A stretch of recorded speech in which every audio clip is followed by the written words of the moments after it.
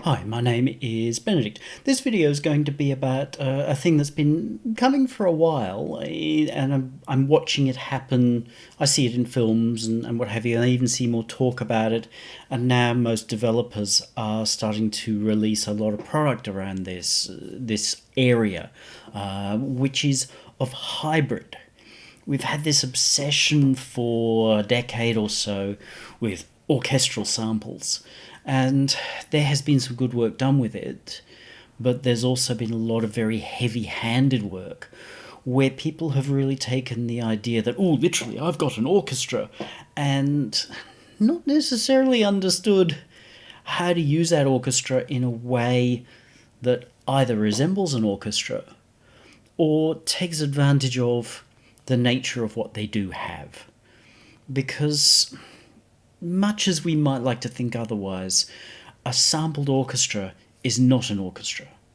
There really is a big difference between having 48 players in front of us in a concert hall and all the limits that they have and the amazing things they can do, and having samples of some or all of those players in our DAW.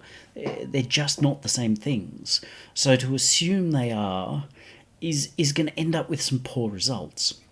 So I'm quite delighted to see the trend being in what they're calling hybrid. To be honest, it's something I've been doing for quite some time. I didn't think of it that way because anybody who follows me knows that I'm not generally that big on sampled instruments. But what I was tending to do where I used a sample, if I had a sample of an oboe, say, I would be backing it with a synth. Or I'd start with the synth. The part would be written with a synth, probably a subtractor. And then I might lay in an oboe sample just to give it a little bit more of that edge of being oboe-y. It's never my thing, really, to be saying, I'm creating orchestras. I just create what I create. That's part of why I love synthesizers, because what we're doing with them, when we're using them in the way that I believe is proper, is as in appreciating them for what they are, then we're creating our own instrument. And that may be oboe-like, but it doesn't have to be an oboe. So rather than getting bogged down in, but oboes do this and you can only do this, it's like, yep, I want to play that 8 octaves above what a natural oboe will. I'm just going to do that because it works for what I want to do. My art. As long as it works. So, what I'm going to talk to you about with this is specifically brass. If there's enough interest, I might do another one with strings or woodwinds or something like that. But we'll look at how, in this instance, I can use synthesis and samples together to create a different sound, which your average person is still going to think that they're hearing an orchestra. Now, you've probably been hearing a lot of this stuff already without realizing it. So here is a sound. Let's make sure we've got this focused with MIDI. We do. Ooh.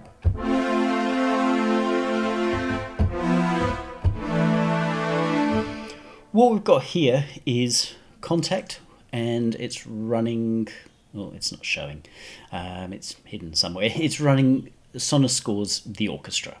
It's a cheap pack that contains basically all the sections of an orchestra, and you can break instruments out, but its claim to fame is in piling up to 5 different instruments together, different articulations, and then you can add arpeggiators to them to do that. I don't use it as much for that. I do a bit, but I'm prone to breaking that out and doing that elsewhere. But it's quite a nice sound. But what we've got, if we have a look, is a pair of instruments. That's our... we'll do it with solos. Orchestra. And I'm backing it, in this case, with a fairly synthy sound. The trick is to find out where these two sounds are going to intersect and how they're going to intersect for our performance. So in this case, I've got to use mod wheel here.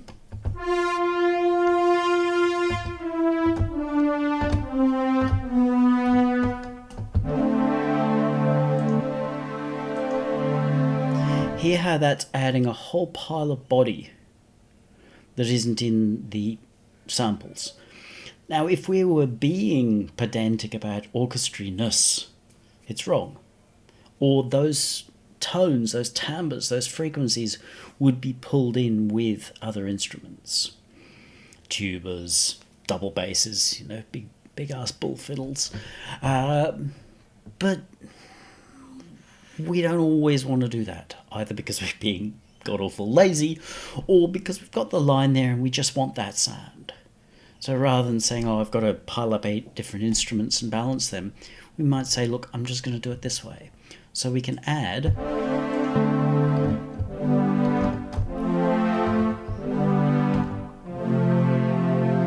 quite a different feel. Now my Europa, and I'll show you how I make these later. My Europa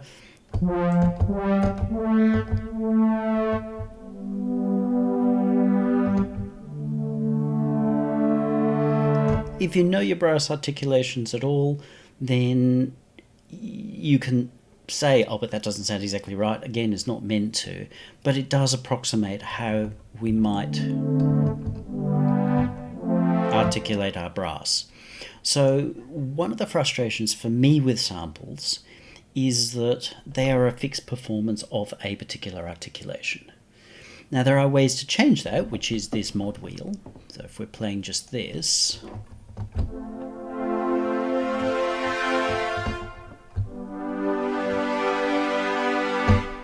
which is somewhat like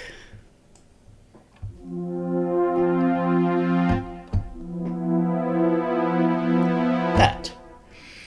But a synth, once you get into the intricacy of programming, allows you to have more control than you can with a sample, because you can't actually change the timbre of the sample and how it's playing. The player does, because they change the way they're playing. But once the sample is recorded, it's a bit of tape. You can't change that tape. Whereas with a synthesizer, you can. That's what I love about synthesizers. I go, yeah, I don't really like how that's working. I can reprogram that. I can automate it on the fly. So here, with our combined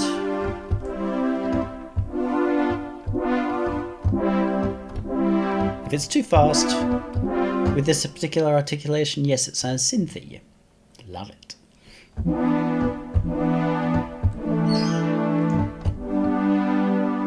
But there, in a mix, most people aren't going to tell that it's there. They're just going to feel like, oh wow, what a warm, fat brass sound we've got.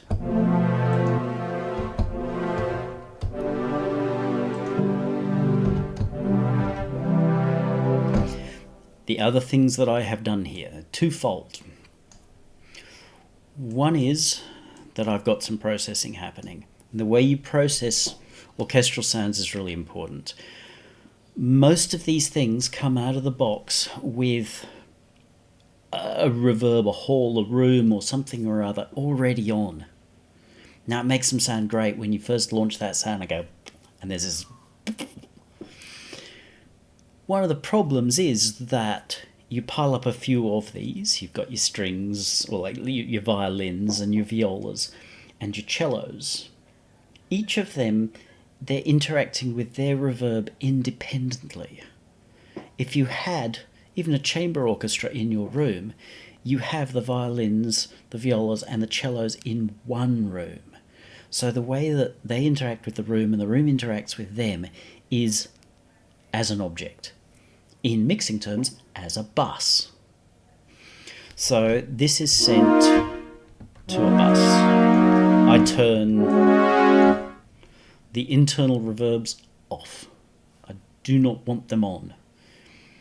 While when you turn them off, you're like,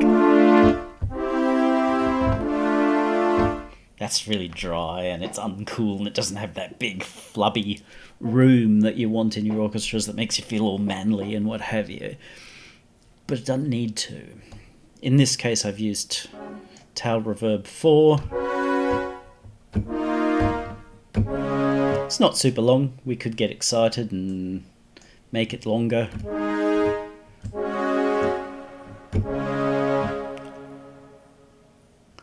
But it's a bit ridiculous. It will cause us, it'll go to mush in the mix. Because remember, we're looking to make this great big mix of, and with that all the way through it, it's just going to be which is not what we're hoping to get. So be prepared to back off your reverbs. There are other things that we're going to do. So your reverb, share it, bus it. Now, you can bus that one of two ways. You can either just use a send, which I've done here, and I always do. Every one of my mixes goes through a single send reverb. That's the room I'm putting it in.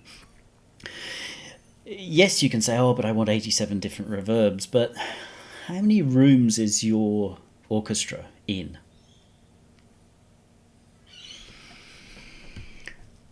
This is off. Going through there. The other way is to within your mixer, however you do this in your DAW, is to create a bus. And then in that situation, I would take my bus, which I've got here, and then I would do stuff here, which is my rooms. That's going to be, sorry, it's getting dark in here. It's going to be my room. It's probably going to be compressions and things like that. Delete devices tracks. Yes, I do. Sorry, because I want them separate. We can turn that off. We don't need that.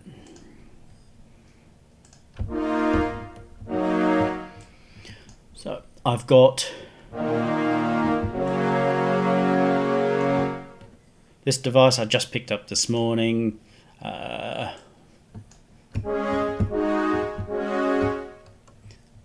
Compressor. Like I said, you'd normally put that on a bus. If I've decided, okay, here's my whole orchestra, I'd put that into a bus. Not a send in this situation, but a bus, and then I'd compress them together. But individual sounds really does bring them up.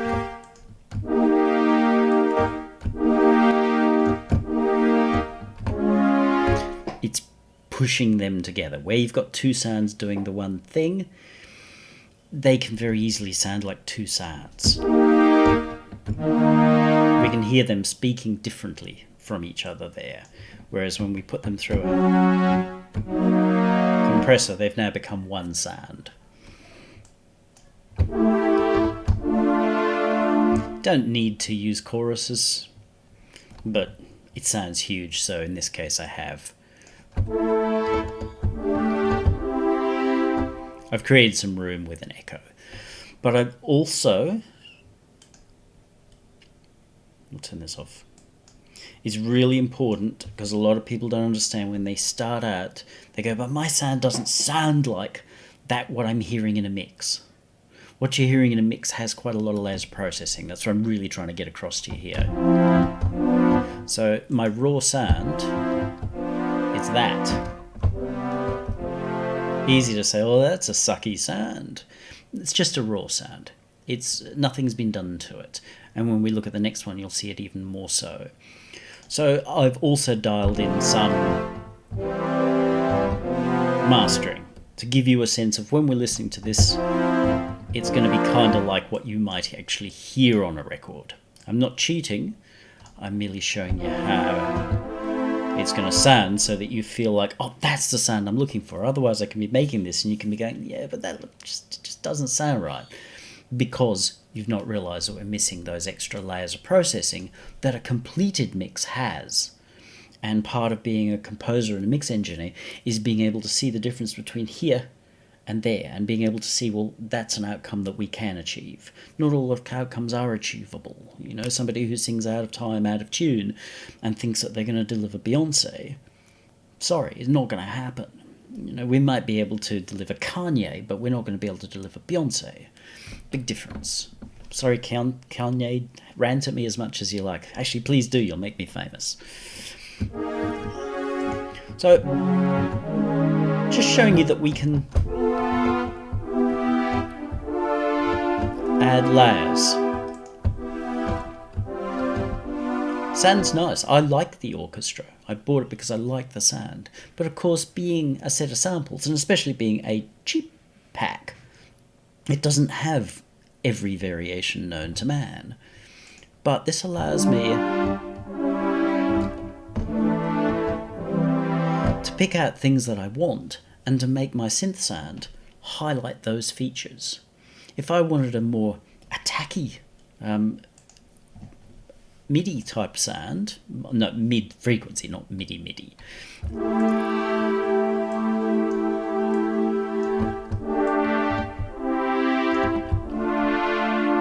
See, it still sounds like brass.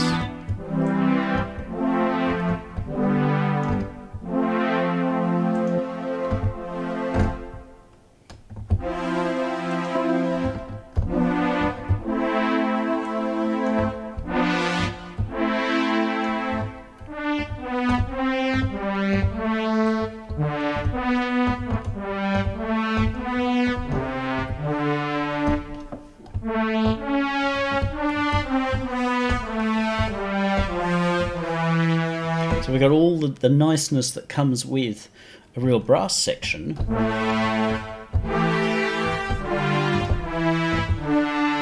But an extra something that's in there. But when you get that balance right, which you've got to do inside your mix or as you're creating your program, and that's not about this is how it sounds, it's about this is what I need it to do in this piece or in this section. I'll be changing things around through my pieces. We've now got a very different sound from where we started. But let me show you something else. Here is this guy. This is one of the orchestra sounds that comes within reason, which had a good name. Like for something that came with a DAW, when it first came out, it was like, wow, that's a tremendous orchestra collection. It started to get a poor name as your action strings and what have you came out because it didn't sound like them.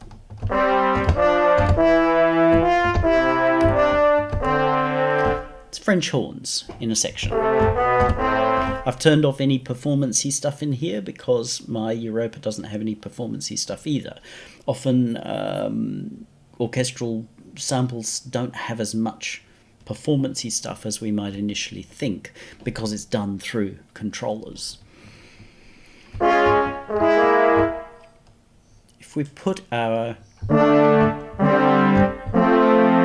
And that's exactly the same sound as we had before. Exactly the same.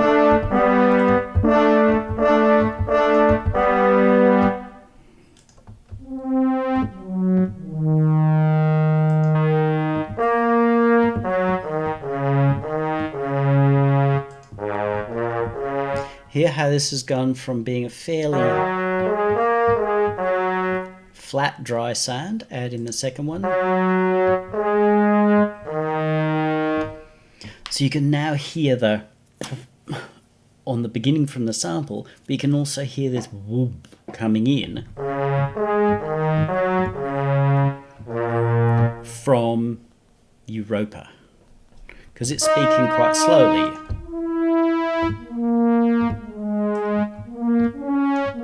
Do we want to speed that up?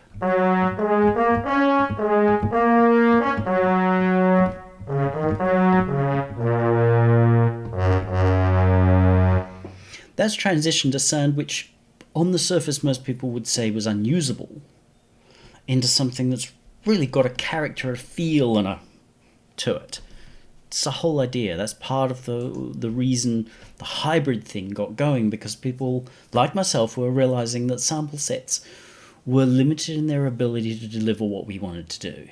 We were used to synthesizers where we could, add quite a lot of control, but they don't deliver quite the same sound. But what if we could do both? And rather than saying, oh, but I'm going to take my sample and mess with it, because all that does is mess up the sample. It messes up what you get out of it. is to say, well, what if we can synthesize at the same time?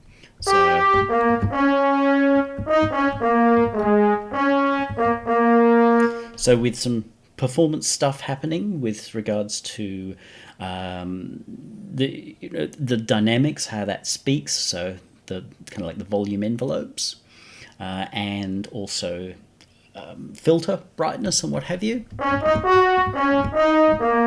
Very nice. Again, if we start to add in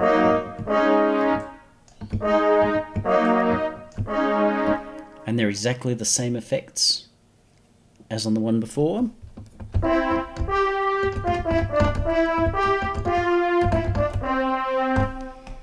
And you can choose how you want to balance these things up.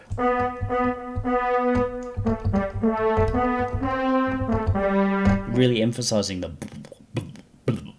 on the beginning of that.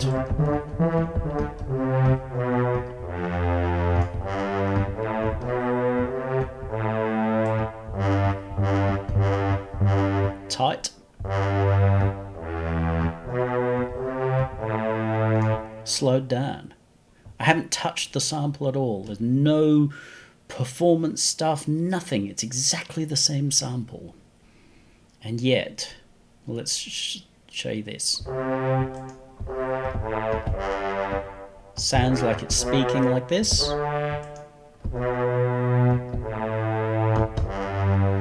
It sounds bigger because we've got extra frequencies underneath, but they come in slow, so it's actually made the instrument feel bigger. The section feels bigger, not only because there's more stuff in it, but because it's articulating slower. Even though the sample's articulating exactly as it did before, overall, it feels like the performance has slowed. So without touching the synthesis side of the sample at all, without messing with it doing odd things that just don't fit, by changing what we're doing with our synth, we've changed the articulation, we've changed the feel. This is the real joy of hybrid, because it's allowing us to, as composers, to say how we want our instruments to speak. And they don't have to necessarily be constrained by A, the sample set that we were rich enough to buy, or B, the rules of what that sample is supposed to do according to somebody and something that isn't relevant to the story we're trying to tell. So it's opening up a lot of doors, but in different ways from what we're used to. Now, one of the great things is that each person is going to do this differently.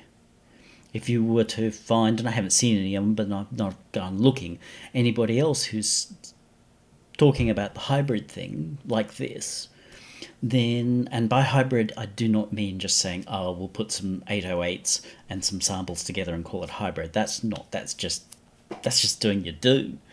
Hybrid is saying, okay, we are fusing orchestral and synthesis, samples and synthesis together, fusing them and create another something. Everybody's going to approach this differently, which is great. So rather than turning on Netflix and going, it's like, oh God. I could pick action strings. For years it was like action strings. And it was a real turn-off. Some of that's because simply I knew it. I knew what it was. I knew what the product was.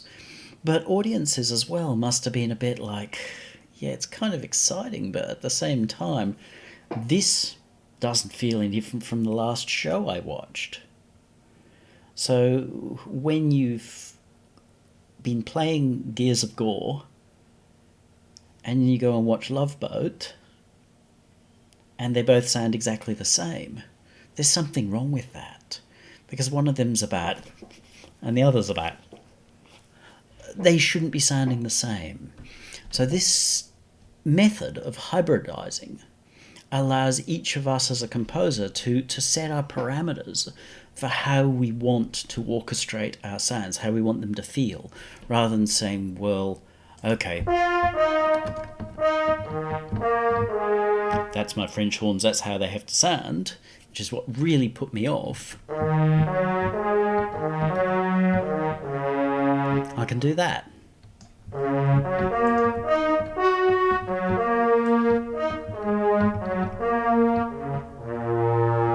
Or that. Or that.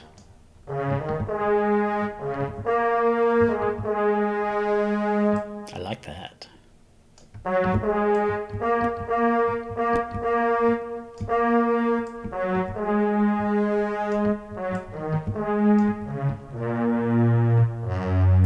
Cool.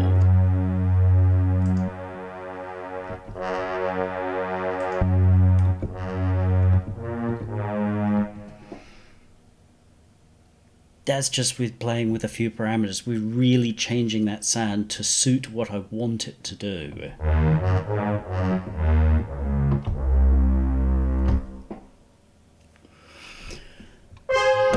So how do we do this? How do we do this? I'm going to assume you have a reasonable understanding of synthesis, but I'm going to talk you through how we might do this. Let's move this guy sideways again. Europa. You can use almost any synth. I will tend to use Europa, Thor, or Subtractor, depending upon what I want. But at the moment, Europa is my brass weapon. Let's understand anatomy first. If we're painting, if we want to paint horses or nude Sheilas, what's the first thing we got to do? We got to understand what horses or girls without frocks look like. So if we're wanting to get into brass, because we're just going to look at brass here, we've got to understand what brass is like. I'm going to do it here, but I'm going to say go out on YouTube. Find the kinds of instruments that you're looking to emulate.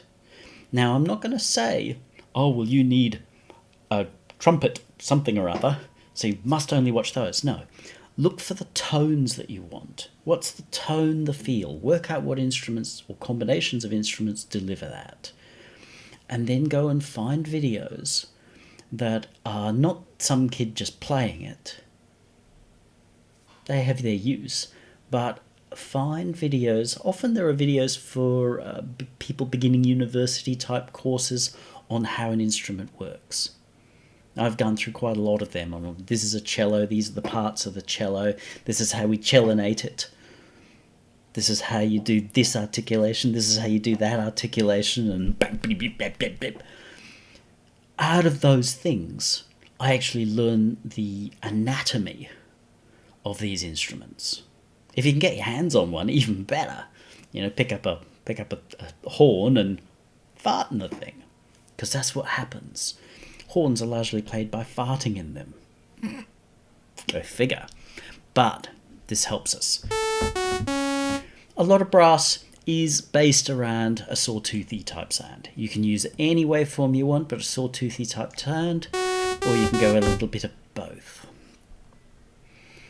Now, the structure in which it works is fairly standard. What does it do? Brass actually speaks relatively slowly.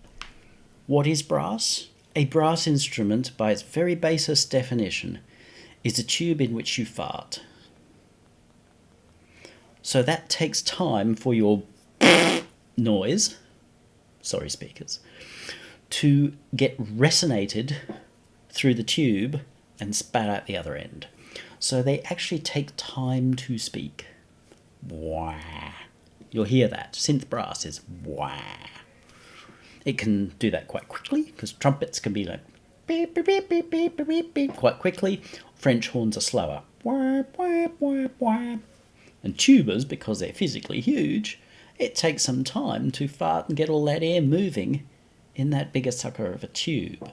So they're wah, wah, wah. How do we do that? A little bit through envelopes of attack, but that's really not where the magic is, because you'll notice that there's a poop, poop, poop on the front of a lot of brass. So it comes down to the filter. 12 or 24, up to you, depends on how the filter on your synth behaves. On Subtractor, I'm more partial to the 12 for brass. On Europa, more partial to the 24 for brass. So we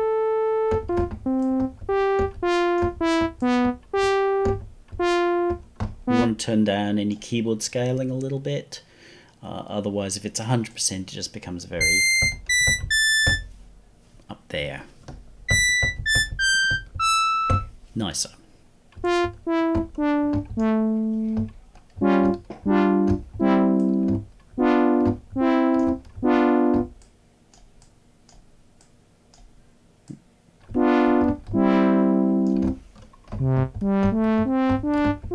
Hear how we've got that little pop on the beginning? It's not a click. It's not a DC click. We don't want that. But there's that pop, because what's coming out is more like a sine wave.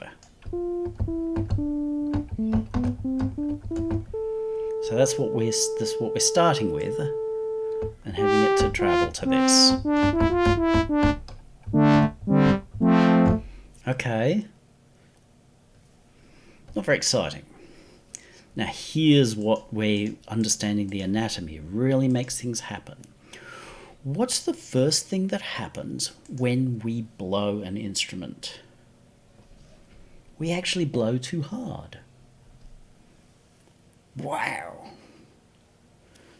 If you watch somebody play a guitar string or a bass string, go look at some body count videos. They're always showing the bass player, and it's like he must rip through those strings like something fearsome. But he's getting like this much movement kind of thing on his low bass string. Which means that when he's first hitting that bass string, it's actually out of tune. It's going high. And that can be a feature of your playing because it pulls attention in. Brass is great for attention. So we want to send this to pitch. I'm taking envelope 1, which is this fella here.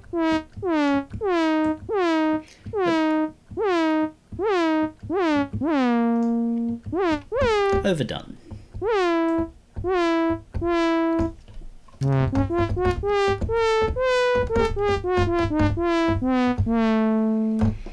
You want it at that point where you can hear it, but it doesn't necessarily fully sound like it's being overdone.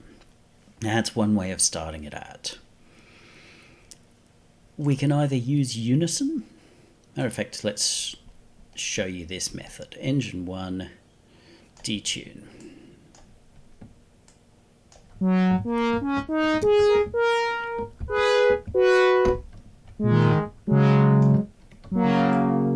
So a little section-y sound. If we take this now, what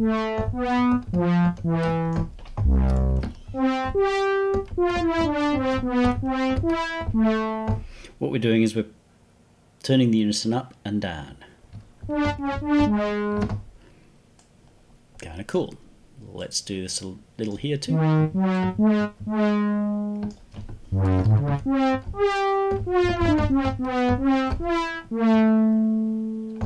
Cool. I'd like to actually put a little bit of reverb on this. It's not as much fun to listen to dry. There's that shared reverb.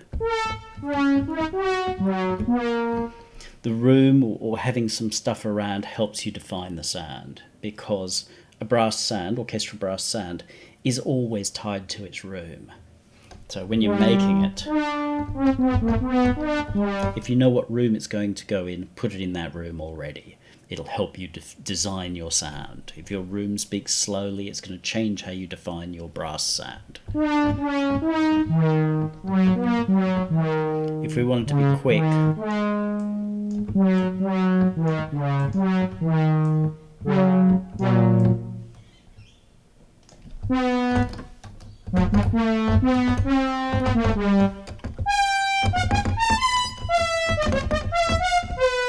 we're getting into synth brass territory there. Now remember, this is not meant to sound exactly like a brass sound. It's not meant for you to be able to take this sound and throw away your orchestral packs. By all means, if you go down this path, and would rather use this than orchestras most of the time, but I'm not saying this is meant to be exactly right. But we're looking for the characteristics, because once we merge those characteristics together, they will take on the traits of each other.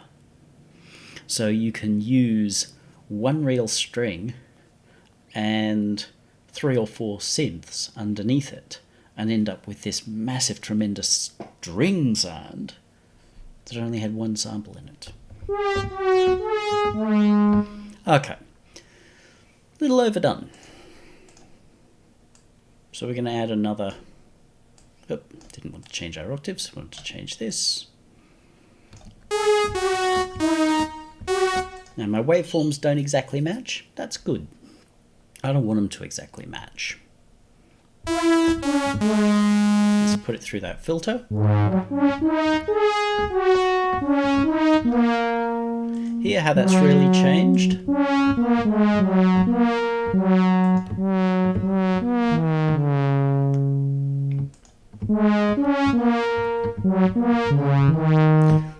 This second oscillator is not moving.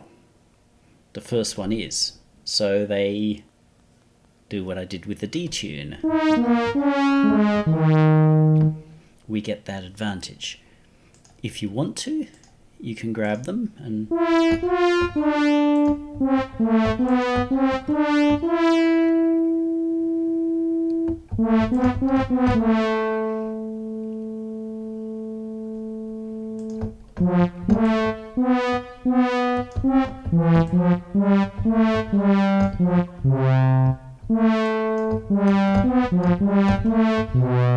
if we want to have a little bit of a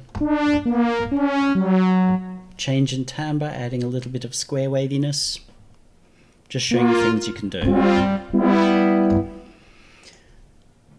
Something that I will quite commonly do there is I'll take LFO3 to tuning of this.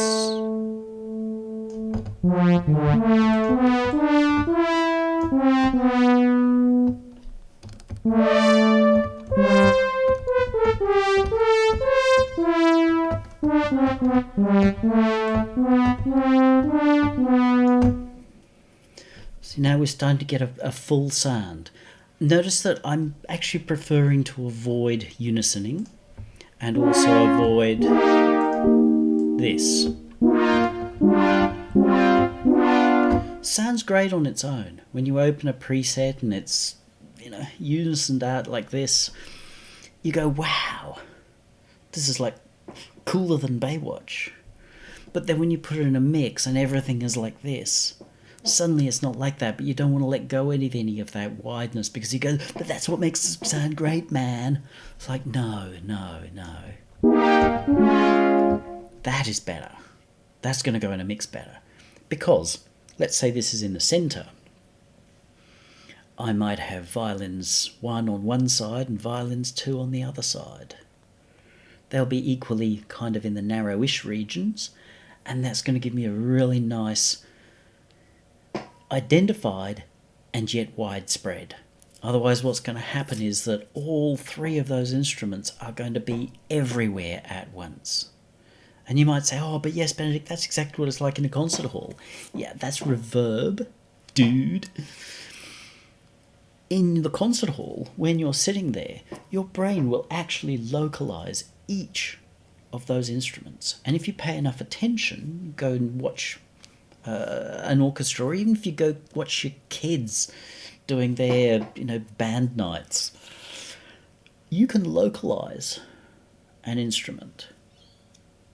You may need to do a little bit of practice to start with, but at least initially you can say, okay, I want to hear cellos. You find the cellos, you look at them, and you can actually start to focus on the cellos and localize them. You know they're there. Which is part of why orchestras tend to be arranged the same way over and over. A, so that the players know where to go sit, and B, because this has become the convention of how they pan themselves and how you work with stereo-ness within the room.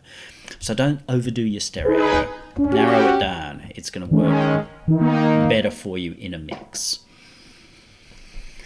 So where we're at, yes, we've got 2 Oscillators, unison, don't unison, your call. Each method of multiplying, whether that's unison at the oscillator, chorus, onboard, offboard, will sound different. I tend to end up turning off effects onboard. I put onboard effects on for presets that I'm selling because it gives an idea of how it might be used. Plus, yes, it has to sound good when people pull it out of the box, otherwise they'll go, that's a shit sound. Sad, but this is what the industry is.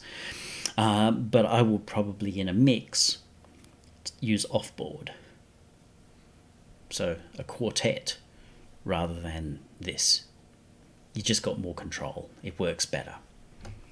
There's probably some reason, don't know, don't care. It's my personal preference. But there are times where I'll still end up using an onboard over an offboard. Choose what works for you. So there are fundamentals, which is a fairly slow attack on our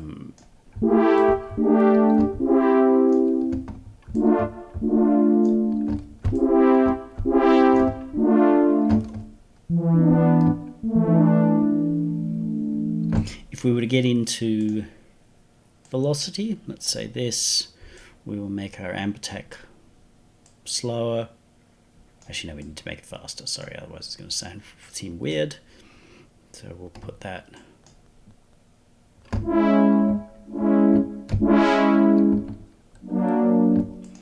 And our envelope, there we go. 2, we want to speed that fella up. Bit too fast. If you handle a lot of this with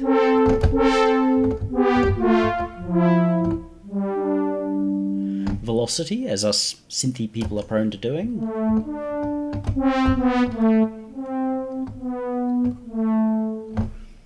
that's a way of doing it. I'll leave that there for now because it gives us some variety.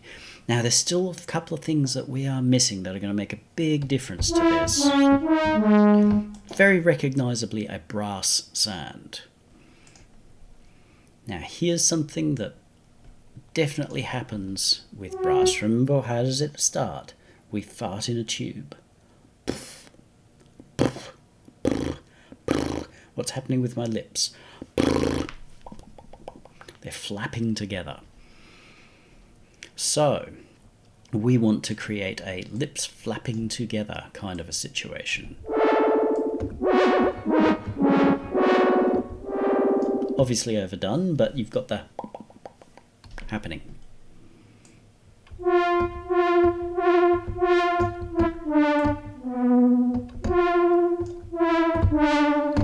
Great. But that doesn't go all the way through a brass sound. It only happens at the beginning. They can bring that in later. It's a growl.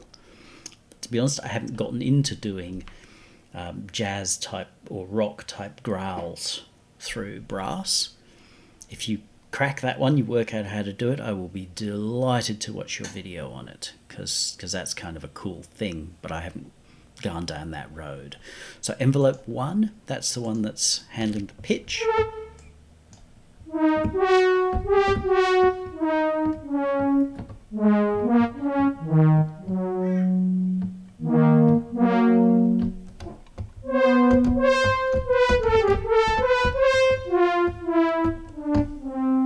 You see, I've only applied that to one oscillator. We can apply it to both. If you apply the same amount to both, it somehow goes flatter. Oh, there's some, I meant to talk about the phase thing. Try having the phase triggered to your note key. In this case, it's called phase sync, on or off. You'll get a different feel. If you're wanting a more on-off kind of sound, you know, that immediate on, then put these on. So for faster sounds,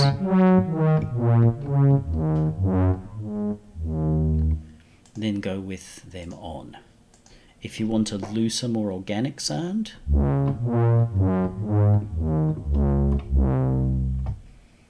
leave one or both of them off. You can have one on, but spend some time. The difference is going to be subtle in terms of when you try to hear it.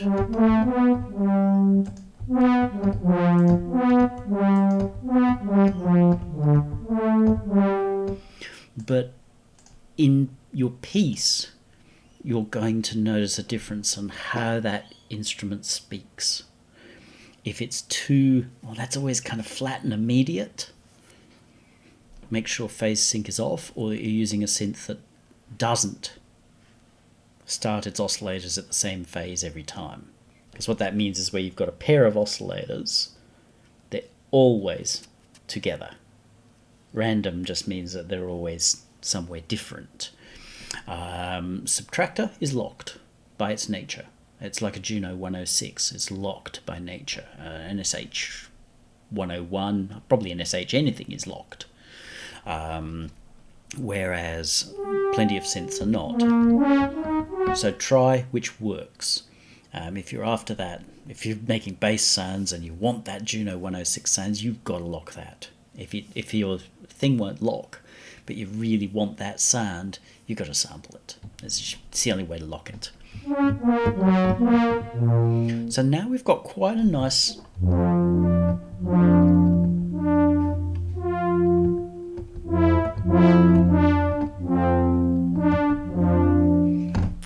brass sound.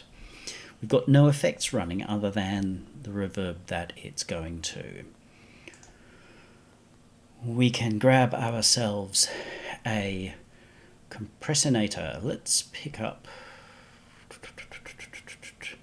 this fella. I've been playing with this guy quite a bit lately.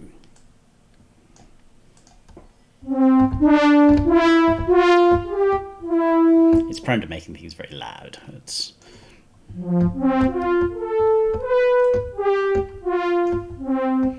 You can have full-on ratios and stuff, but I'm not talking to you about this compressor so much as what we can do. Actually, let's go with a higher.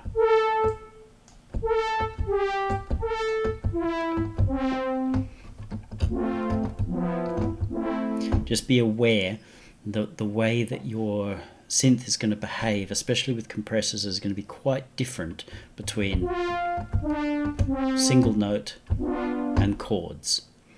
One mistake that a lot of synthesists make when they start to do the orchestra thing is to hold down chords. A trumpet can't play a chord. It plays one note. If you want trumpets playing chord, you've got to say to your trumpet section, okay, divisi time, boys and girls. The guys on the left play C. The guys in the middle, you're going to play E, and the guys on the right, you're going to play G. Have 3 synths.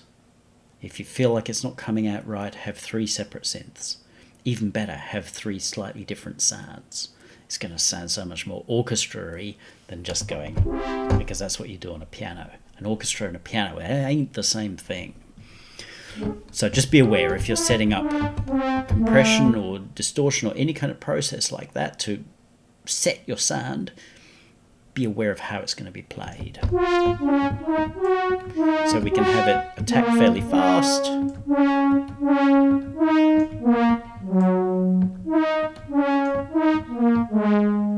See how that really lets the beginning through and then starts to close down.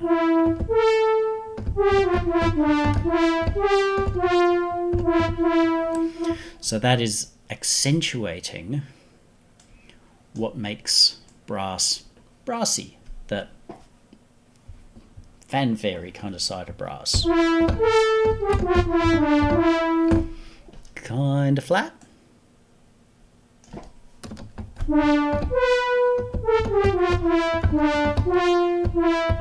Front-loaded that sound. Basic compression rules, all the same, but just showing you what you can do. You can let go really fast. Something I like about this compressor. You can set it up super ridiculously slow.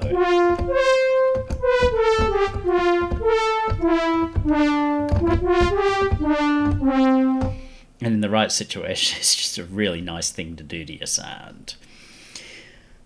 Delays. Delays can be before or after your compressor. They're going to behave differently.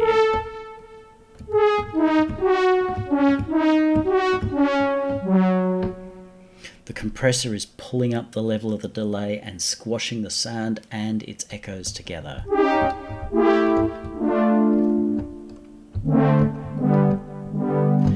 Generally not a thing you're going to want to do if those delays are supposed to sound real, but also being used for rhythmic purpose. So if this was a... well, it's got a 3... Ping pong annoys me.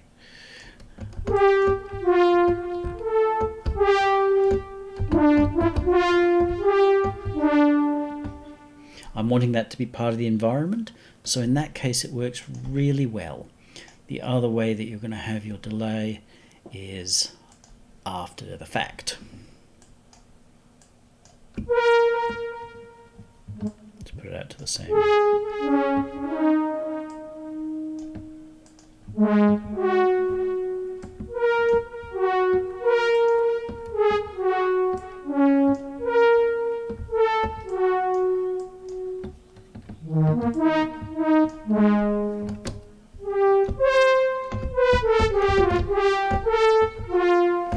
Hear how that actually sounds quite different from this.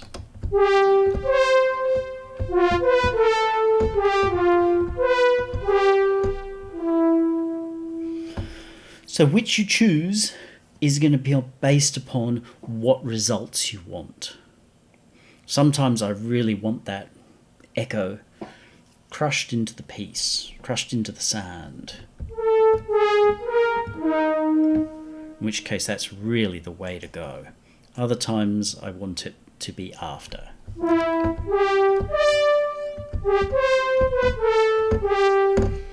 One of the nice things about crushing them together is that delays can seem pretty stuck on when we put them here,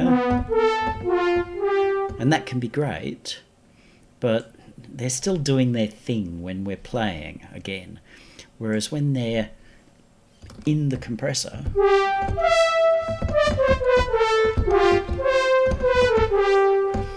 hear how the new note says, yeah, you can go down. So it's similar to ducking. It's just natural psychoacoustic ducking.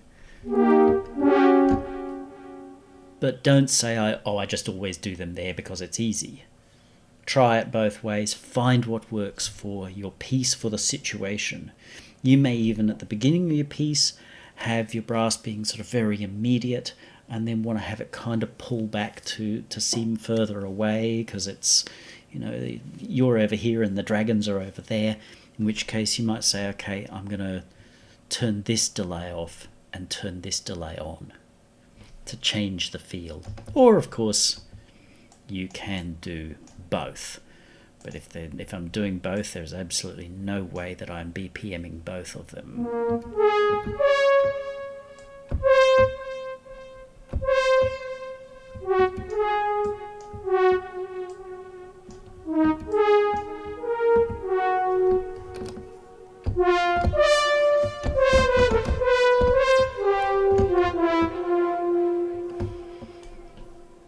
Bit overdone, probably.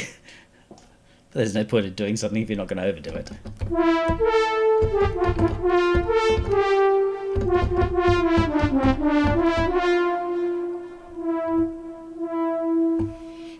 The space that you create will really define how your instrument speaks, or keeps speaking in this case. So your compressor is going to be a big part of this, and as I said before, especially if we're going to pull in a sample on top of this or with this, because that's the whole point of this thing. If you've come here just to learn how to make brass sounds, brilliant, delighted. But if you're looking to how do I hybridize my brass and my synth, then your compressor will help you achieve that. The other thing that will help you achieve that is distortion. You might think, but why distortion? We want our lovely pure brass sound. What's brass made of? Tin. Well, brass probably. But it's made of tin. What does tin do? Rattles like a bastard. Go up to a piece of tin, you know, a corrugated iron for a fence. Bang it. What does it do? It's kind of a distorted sound.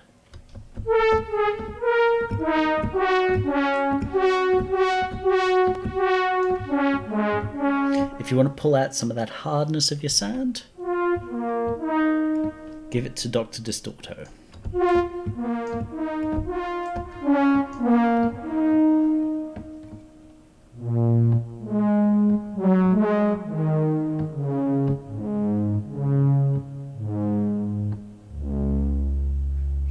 Now again, we can put that before or after.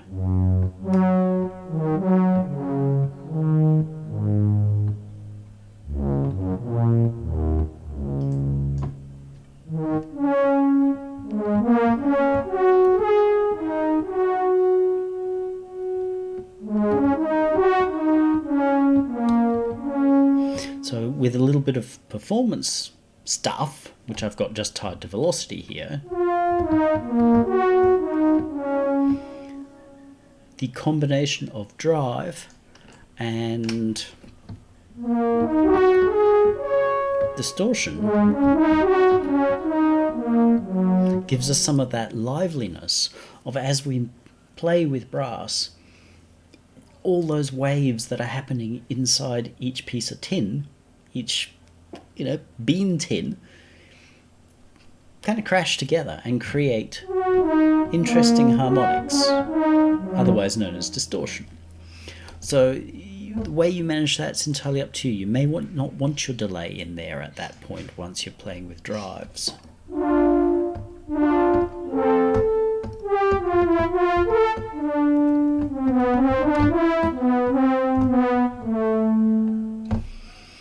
Again, you see it behaves quite differently with chords, but that's distortion there is almost like your rock metal distortion pedal, so it's meant to be a bit.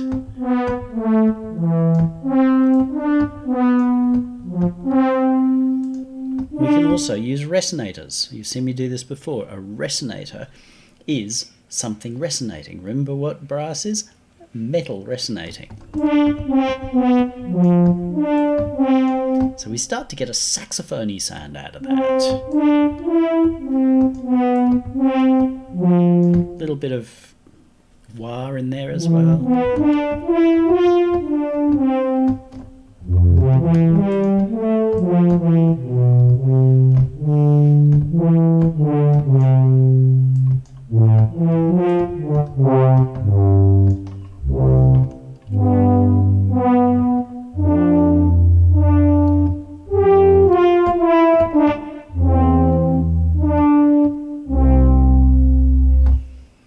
Put that behind a sample and it's going to sound gorgeous. Your sample is going to really fill out.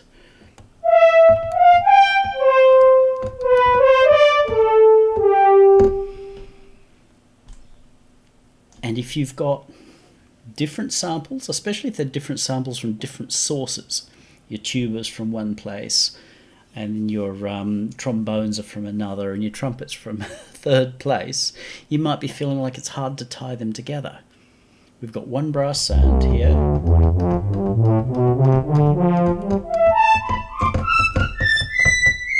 Up into the piccolos. Layering this in will make your samples appear to belong together.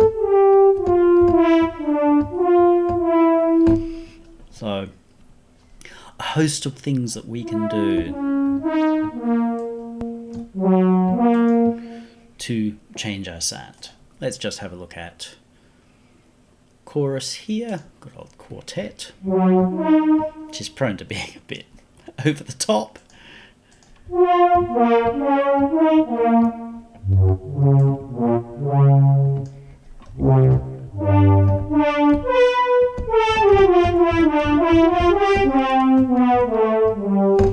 Again, we can choose whether we want that before our drives,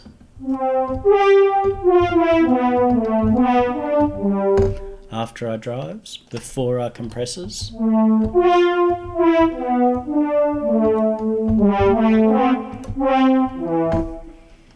or you could even say, hey,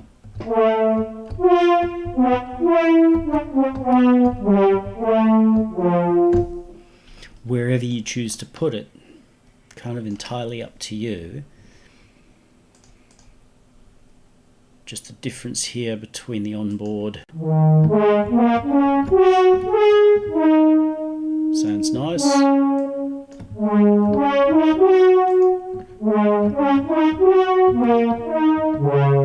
Running both at once can work.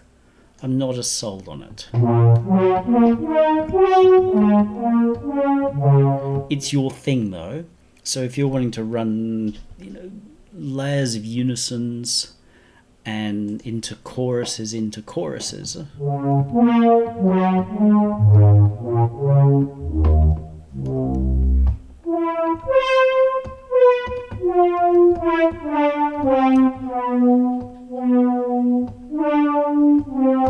definitely it's a thing you can do.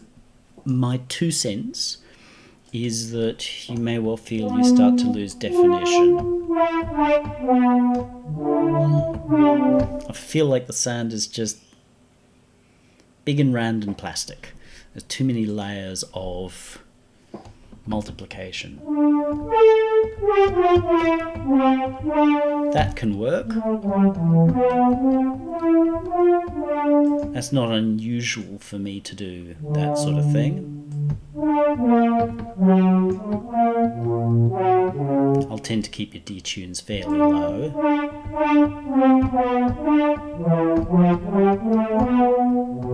Because oddly enough, orchestral players tend to play in tune. But you can super saw them if you really want. Matter of fact, something I've been thinking of is sampling off an orchestral brass sound, say, putting it into grain, and then, or actually probably putting it into here, putting it into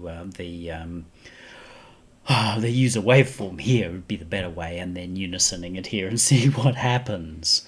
But I'm thinking I'm probably not going to end up with a lifelike result. But that, even though it's losing some lifelikeness because of detuning, once put behind a sample, it's actually going to come alive. Let's actually do that. Let's take this. So that's this sound. Let's take this preset, copy, paste. Cool.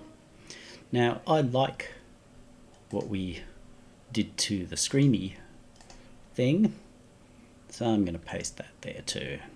It's not in the same order.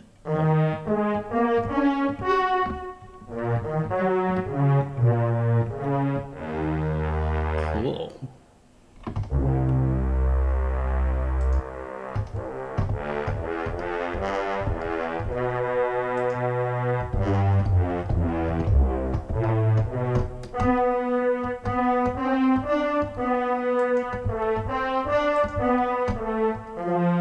Up to you how you mix them. You may want to pull this synth back in the mix a little bit to let the sample lead, but again, in most situations people are going to feel like, oh, I'm really hearing brass, rather than feeling like I'm hearing synth brass, which I don't know why it offends people, but it does. Sick, sad individuals.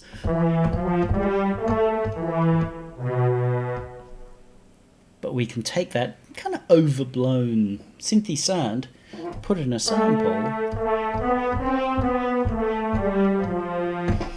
That's hybrid. We can change the way... Actually, I'm not going to speak because I didn't program it to speak that way. But we can change the way those samples feel. So we can extend our samples from, remember earlier on, we could change, by changing the articulation of the synth, we could change the perceived articulation of the sample as well. So we could change the overall sound. So it's hybrid by saying, I'm going to see samples and synths as equals. So not only put them beside each other in my compositions as though they are equals, but more to the point, use the two sounds, interleave the two sounds as though they are a continuum of the same thing. Sampley on one end, synthy on the other, in the middle, there's this new hybrid sound.